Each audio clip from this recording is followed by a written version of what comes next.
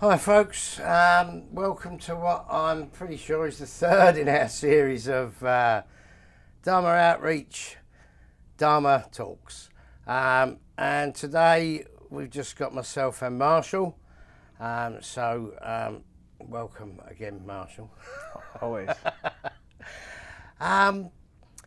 So I think we're maybe a week and maybe 2 weeks behind with these because I finally got COVID, which was to be expected. So we're a bit behind with these programs. COVID was interesting, and I guess it's just one of those things that goes to prove our teachings on impermanence. But for any of you that, and there were lots of you that were asking how I was doing, I'm doing okay. I'm probably not 100%, but I haven't been 100% for many years now, so that's okay. And thank you for your concern. So I think the other thing I'd like to say is that we really want to open this platform up to anyone that's kind of interested in being involved and being part of this program. So we've tried to get guests. Now I've not been very successful with that. So I'll just throw that out there. That if anyone is interested, and we apparently. Our studio people here have very kindly sorted things out so that we could take virtual guests. So if there's anyone out there that would like to have their say on what we're doing here with this project, and also to tell us about their own projects, perhaps that fall in line with our Dharma-related, recovery-related, re-entry-related mission to bring Dharma teachings to street level, to what I will continue to call disadvantaged communities. If there's anyone out there that would like to be part of that, please just give me or Marshall a shout, and we'd be delighted to have you come on there. So I think, Marshall, that really for today we would probably be our best bet to kind of maybe tell folks where we've got to so far, and I'm kind of never kind of happy quite where we're at because I'd like to be further. Oh yeah, I'm never. You know me, I'm never happy. Never happy.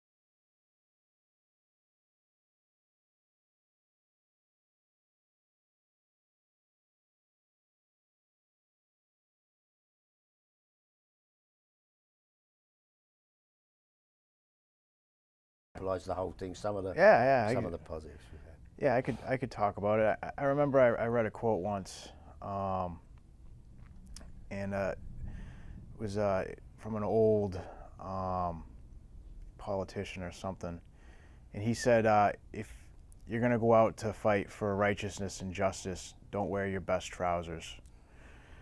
You know, what we're trying to do here is something that, not many, or if very few to, if any, people are really doing. And, sharing the self-betterment tools of, Buddhism, such as mindfulness, um, right focus, focusing on paying attention to your thinking before you act, right intention, having intentions of goodwill and helping others. And this is our third installment, so, right speech, saying what's true and honest, but doing it in a way that is helpful for others so that others may develop, these positive qualities within themselves. Yeah, we found that, some people are reluctant or resistant to, getting involved with helping disadvantaged populations, people with addictions, people in the streets, people in shelters, things of that nature, but that's not going to stop us. And I will say the one thing that we've done is we've stayed diligent, and, for whatever, little help we've had, we've made an impact. And I have to compliment you, Sujatu, for going to the shelter, every Thursday until you contracted COVID and teaching mindfulness to people there.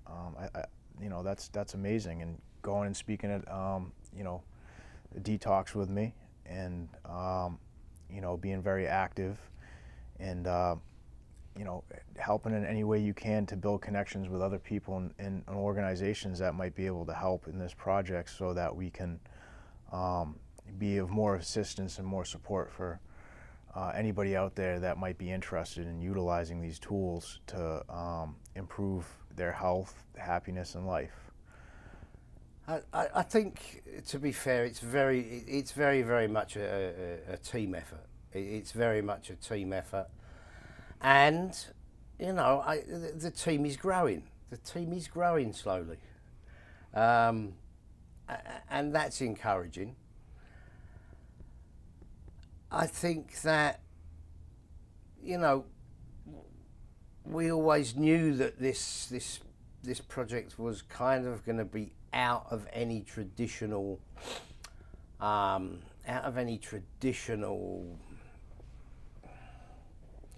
Buddhist box, shall we say. Although, having said that, while it's on my mind, because I could blame my memory loss on COVID, but I'm not going to, because it's been going for much longer than that. Having said that, I would just like to, before I forget, give a shout out to two organisations in particular. One of them is the Zen Peacekeepers, which we had a very, which is the organisation that was started by Bernie Glassman, and we had it was a wonderful boost for me, and a renewal of my faith in organisations, shall we say. And we will now be affiliated. They've asked if we would like to affiliate with them, and that's a big deal for us, because they're a big organisation. So I'd like to thank those guys very much. And I apologise, I forget both of your names that we spoke to, because I really don't remember names. So I apologise. And the other shout I'd like to give is, which was again from a meeting from yesterday, is to Aaron from a non-profit called Dharma Gate, who focuses on resources for spreading the Dharma for 18 to, I believe, 35-year-olds, so for the younger population. And again, we had a very productive meeting with Aaron yesterday, so I'd just like to say thank you to both of those, and there's many others, but I didn't want to forget that. And so things are growing, and it's not been that long.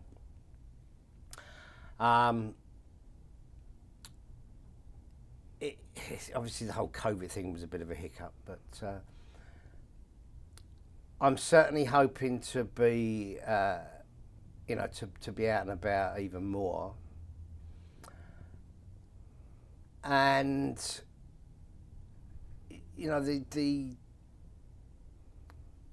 I think some of the kind of, I'm not even going to say negative responses, but some of the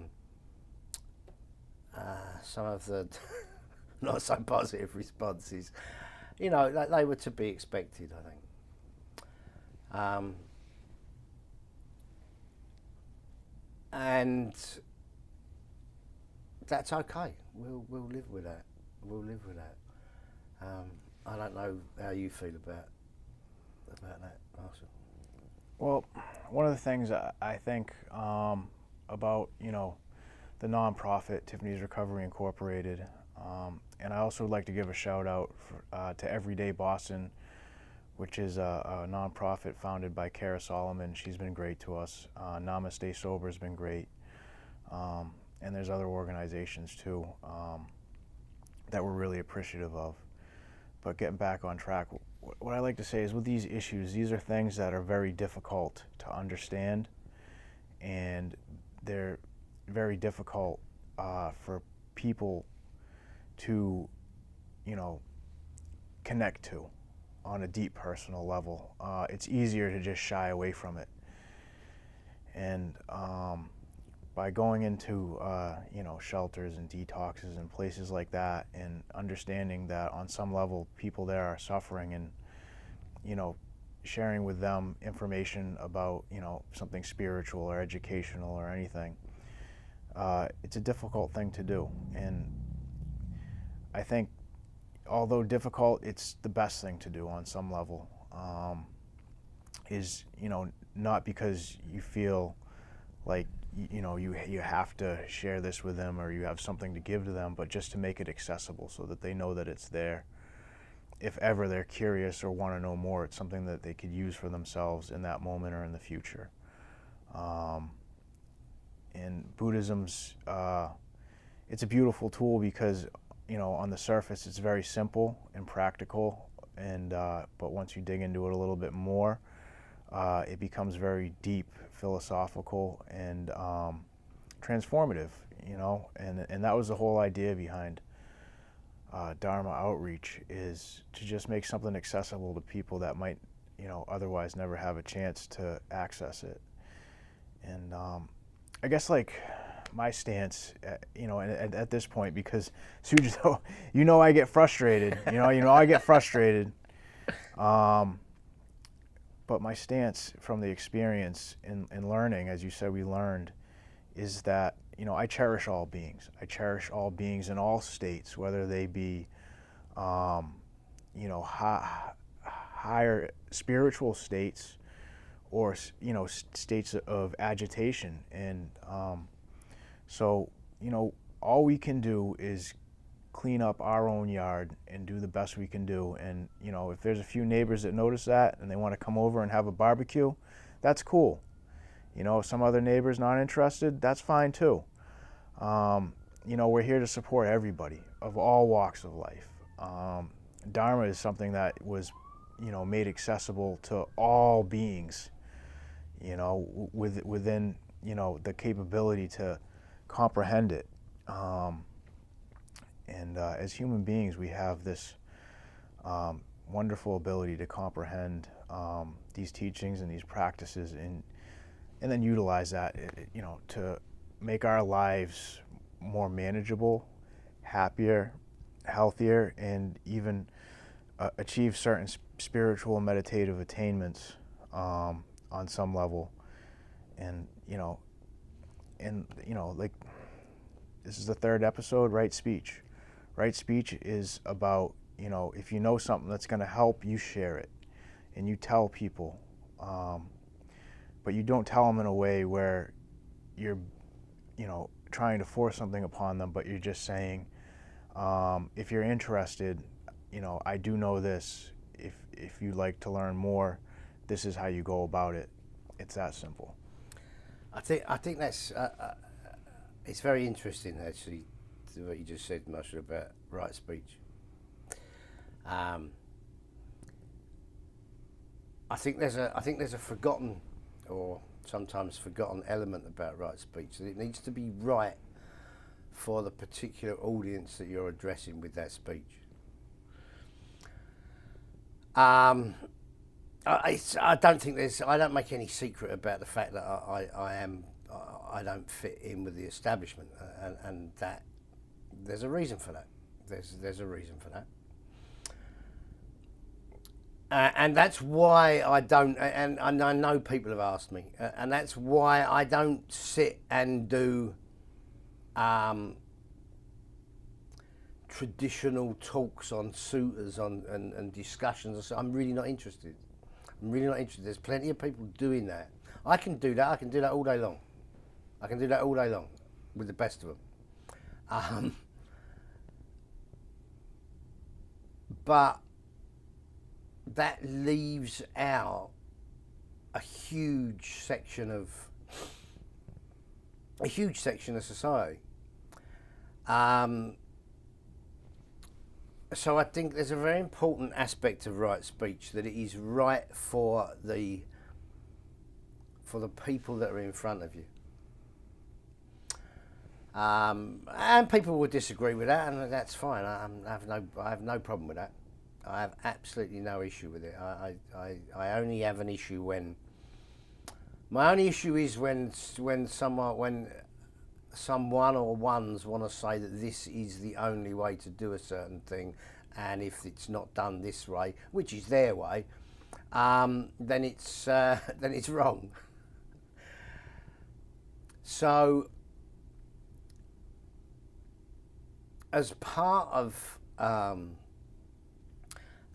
right speech, it's important to be addressing people in a manner that they can understand, and that is of practical use. So if we have a room full of people with degrees in Buddhist studies, you know, we're not going to be talking in the same way as we are to people that are literally on the streets struggling to survive, not even for the next day, but maybe for the next hour. And folks need to remember this. I don't even know if this is an English expression, but it's an expression I always use, and I always use the expression horses for courses, and probably no one even understands what that means. but it means that we use the correct tools in the correct situation. And I do feel that's a big part of right speech. Everyone concentrates on, you know, as far as right speech goes, we can all give book definitions of it, but I'm not sure how helpful that is. To me, right speech is being able to verbalise in a way that the people or the person that you're speaking with can understand where you're coming from, and that can be rough, you know. That can be, that can, to some folks that might sound like very harsh speech, maybe, you know. But the important thing is that it gets to that audience, and I think that sometimes we forget that. I think a lot of folks forget that's a big part of right speech. I don't know, Marshall, if you've got any thoughts on that. No, what you said's spot on. All people have their own experiences and understandings and learnings, and how they interpret information is different from every other person. So when we share information with people, we have to be observant as how that person reacts or responds to that information, to know that they either understand what we're saying or if they don't, then we have to figure out ways to be more clear and express information in a way that people can understand, you know, the meaning behind it. And like that's with, you know, the form of Buddhism I studied, the old Pali canons. It's like a ancient dead language that's been translated multiple different ways, and it's real difficult to translate something like that into the English language. So I've read it translated in many different forms, and you know, sometimes there were things that the meaning was lost on me until I've read it in different ways until I could understand. And something like right speech in Buddhism is speech that is kind, helpful, caring, considerate. You know, it's skillful in the sense that it doesn't cause harm or suffering to others. It's a good way, if you watch how people speak, you know, to kind of pick up on whether it's right or wrong speak. If they're speaking in a way that's harmful and cruel to others, then that might be wrong speech.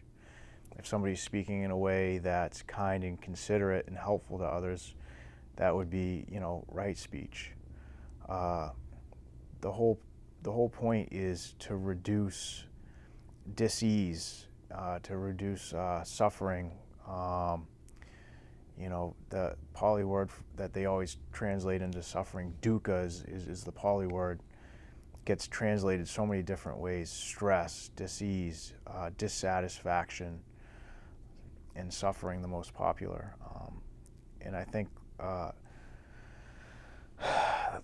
the point is just when you're formulating your thoughts and your ideas and your plans and your goals, to have, you know, that's right understanding, right intention, to be able to formulate that into a communication style that you're going to be able to not only, one, be able to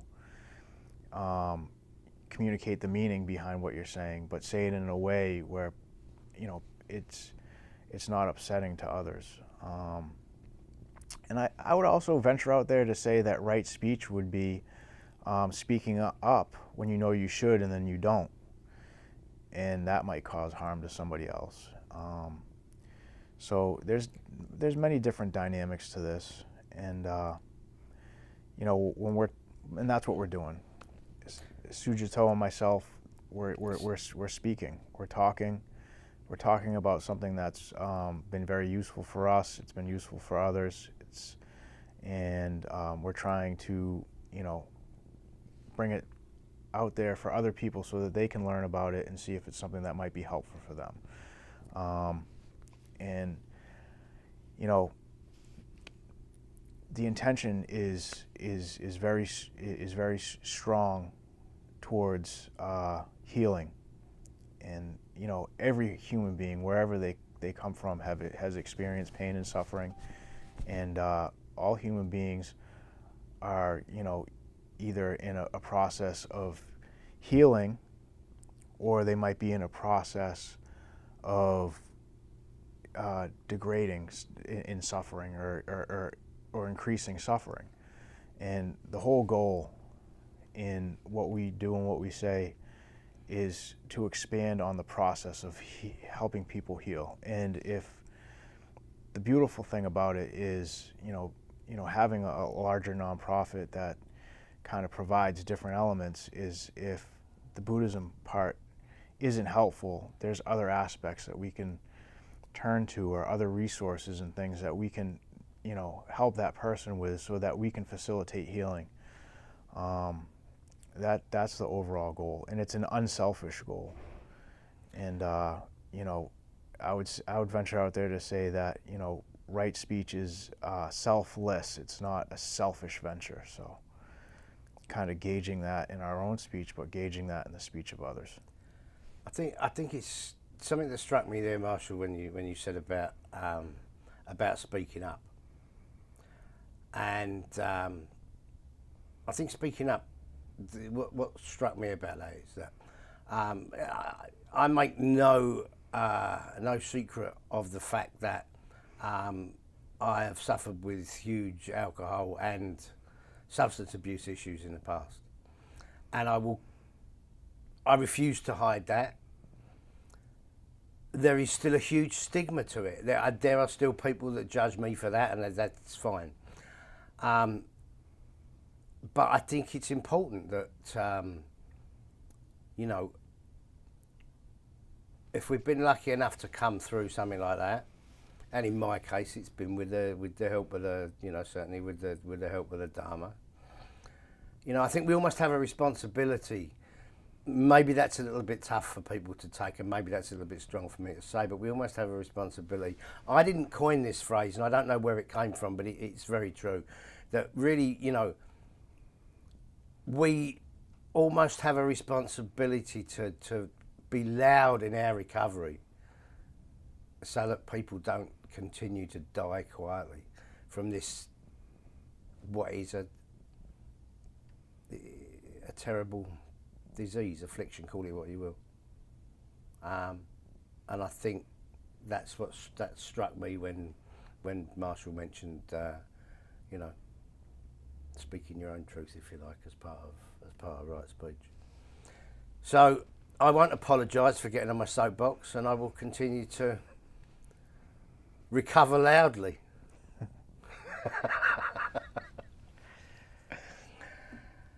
Well, we're kind of somewhere near time for today. Thank you so much, especially for listening to me ramble in my pre-COVID ramble. Hopefully we'll have a guest for you next time, either in person or virtually. But until then, it's kind of goodbye from me, and